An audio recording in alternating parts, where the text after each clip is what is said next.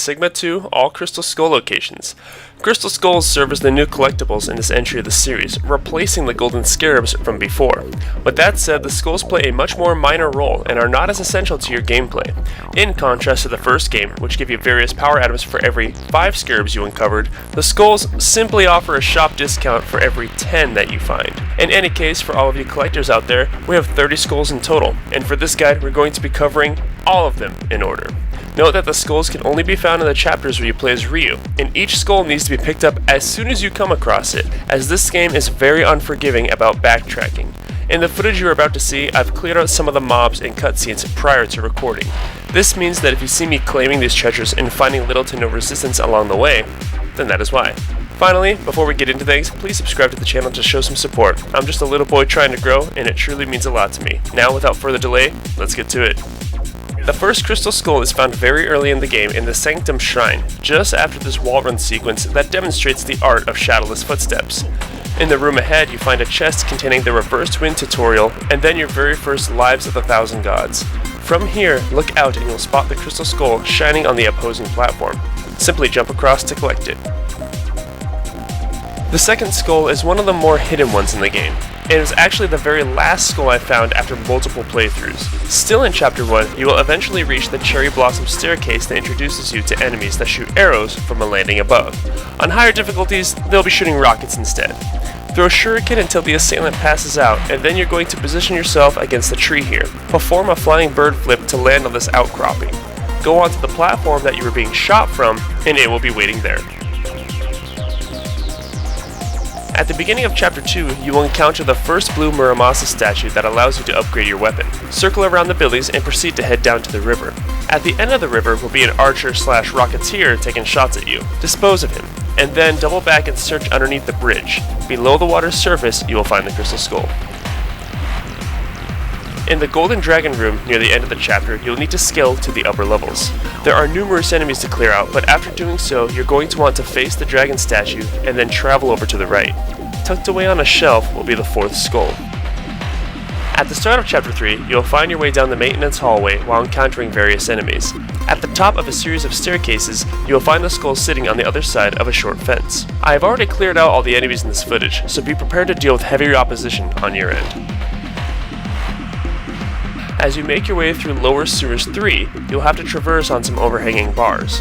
After finding the blue Muramasa statue, you'll break into a room that has 2 spinning fans. Shoot the blue centers of each fan to deactivate them.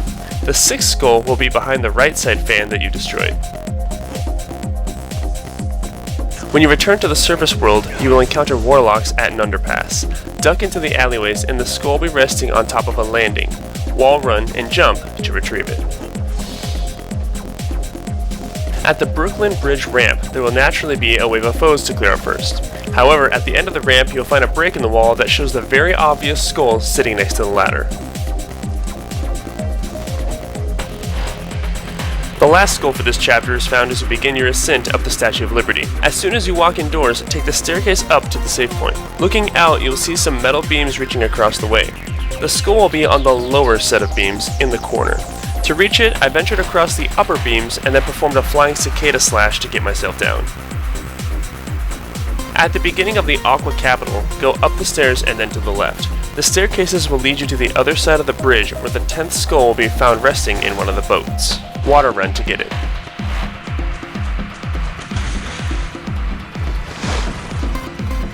Shortly after Skull 10, you will find yourself at the first save point, where you can collect the Dragon's Claw and Tiger's Fang out of the adjacent corpse. Proceed forward and directly on your right will be a crystal skull sitting on a table. The last skull for Chapter 6 is a little bit hidden. After fighting through your first encounter with the Gaja fiends, you'll need to drop down through the fountain to continue through a large section of water running. Run to the very end where you're supposed to dive down under, and instead follow the river to the right. Dive underneath the bridge, and the skull will be tucked away in the corner.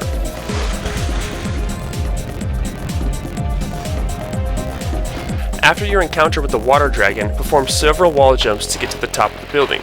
Directly across from the Muramasa statue, you can spot the skull. Jump up and make your way around the rooftop before dropping down to pick it up. Skull 14 isn't found until after you escape from the underground and return to the surface. Following a cutscene of Volf monologuing about welcoming Rio for a challenge, you will find yourself placed next to a guillotine. Attack the guillotine to make the blade drop, and this will reveal the hidden 14th skull.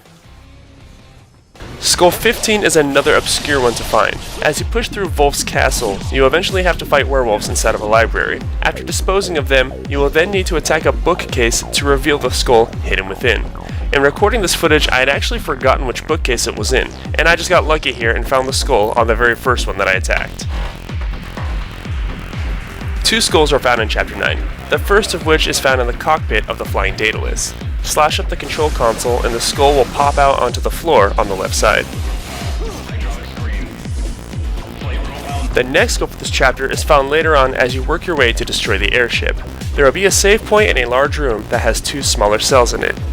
Next to the save point is a hatch that drops you down into a room labeled as D1-3. The room label will be slightly obscured by some boxes, but you should still be able to make it out. Walk out to the right and then look into the small wreckage to find the skull.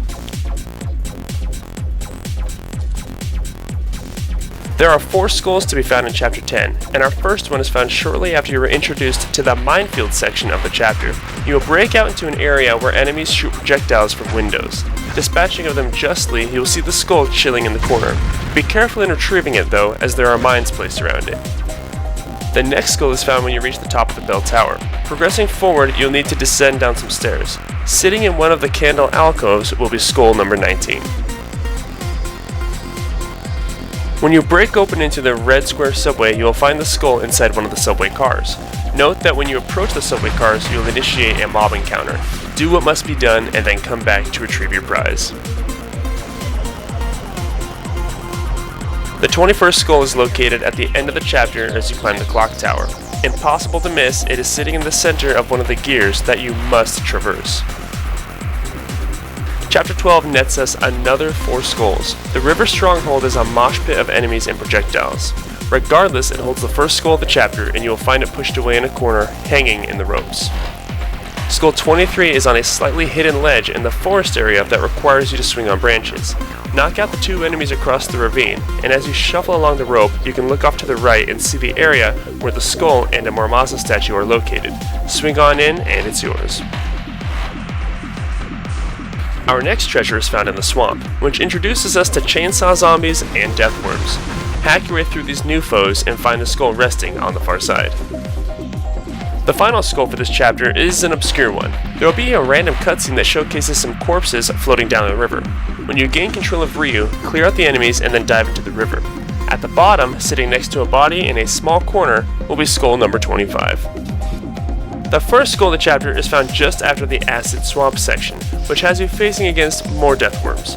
Forge your way ahead and you will easily spot the crystal skull perched atop a stone slab. Wall run to get across, and then double back to reach the upper level and claim it. I failed my initial wall run here, which forced me to face off against some grubs, but hopefully you prove to be better than me and get it on your first try. Skull 27 is another easy one to find. After this cutscene showcases the expanse of the caverns and various fiends, you will descend a long staircase. The skull will be at the bottom on the left side, right next to the crumbling wall.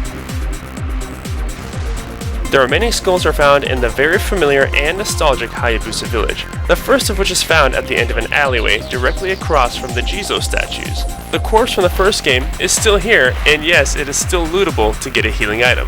Proceed past the corpse and peek into the corner and you'll see the very well hidden skull in its hiding place. The penultimate skull is located in the very next area after this. Cross the bridge to reach the body of water that you'll need to go under to get to the other side. Defeat the enemies here and then break open the small wooden shrine to find one of our many hidden skulls.